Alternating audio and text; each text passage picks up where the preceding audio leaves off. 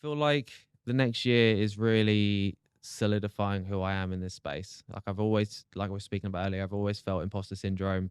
I I don't feel like I've been doing it for that long where I can have a name, a big enough name, but at the same time, I'm really confident in what I can do.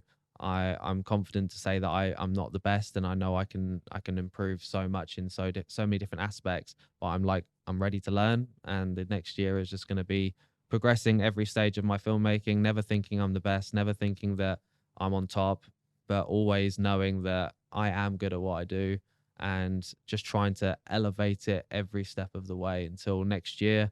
Hopefully, I can kind of think about the clients that I really want to work with and the bigger brands in the world. And and needless to say, like I'm working with some amazing clients at the moment, and the goals are already getting ticked off in March of this year. So I'm really grateful for that. But I've got the biggest goals where that people would ask me, and I would say, and they'd think I'm ridiculous. They'd think I'm stupid, and that's unachievable. But I'm never going to achieve it if I don't think it's going to happen. So this year is really just focusing on the craft, learning, taking in every little bit of, tips and advice from other people, networking, and just making myself the best filmmaker in the fucking world. That's how I'll put it. Yeah. Nice, mate. Yeah. Well, I wish you the best of luck. Thanks. And obviously I'll be monitoring your progress from just the other side of the street. Exactly. But we're going to end with a couple of questions. Mm-hmm. The one is from our previous guests, Luke and Mike. No. Yeah. Don't want it. Okay. No, I'm joking. It's pretty easy. Yeah. But I think it actually is suitable for you because it kind of brings you into the present moment and to see, what you think about your previous accomplishments. And the question is, what is the greatest accomplishment of your life? The greatest accomplishment is this. So of my life, and I'm not specific to photography. No. Yeah, just Okay. anything personal. Professional. I'd say the greatest accomplishment of my life was leaving the UK and pursuing something that I was passionate about instead of working the same job that I was doing. I was in the fitness industry in the UK, and I was very bored, and I pretty much hated my job. So yeah, and I've only got my current girlfriend to thank for that, because she got me out of that bubble and told me that she was going traveling, and I ended up following her, and the rest is history. So yeah, I think leaving the UK has definitely been my biggest accomplishment, because it's hard.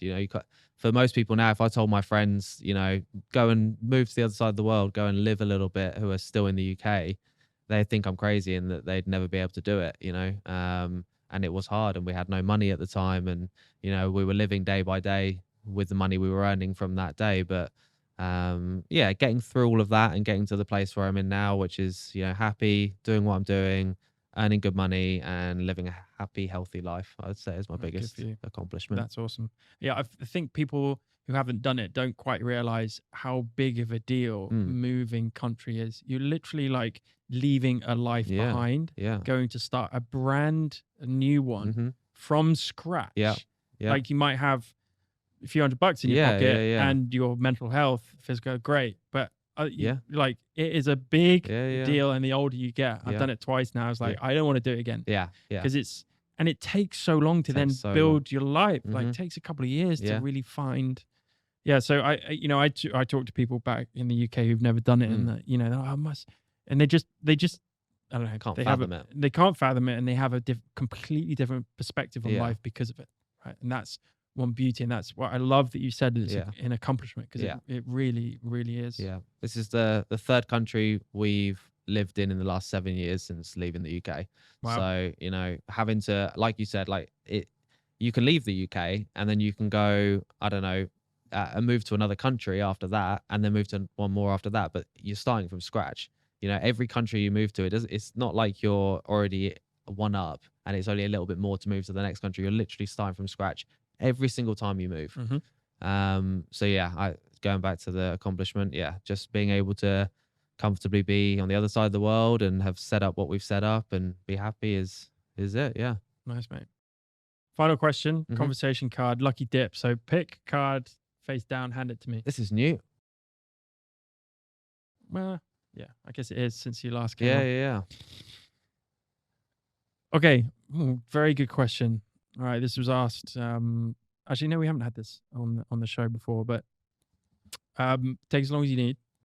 Oh God. What pain do you enjoy having?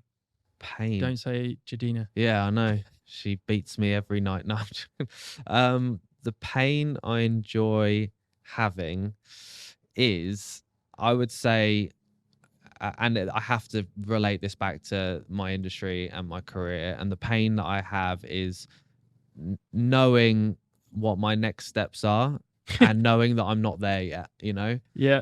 That's the only way I can describe it. Like, if I could jump, I'd never want to say if I could jump 10 years, because people would be like, why do you want to skip your life? You know, live your life to the fullest. But if I could jump a year ahead and make sure that I'm in that position that I want to be in, then I would do it. But I know I can't do that. So I need to just stay focused. And even though it pains me that it pains me that I haven't started what I wanted to do 5 years before. You know, it pains me that coming out of school, I didn't want to go into film or the film industry. I would have gone to film school if I knew this was what I wanted to do coming out of school. And this all these thoughts always give me, you know, massive anxiety, and that's the pain that I live with. But I'm also happy that I've taken this path, because I'm happy that I'm here. You know, I could have stayed in the UK and never met Jed, and, you know, be working a 9 to 5, and that's not, you know, that's not for everyone, or it is for some people, but it's definitely not for me.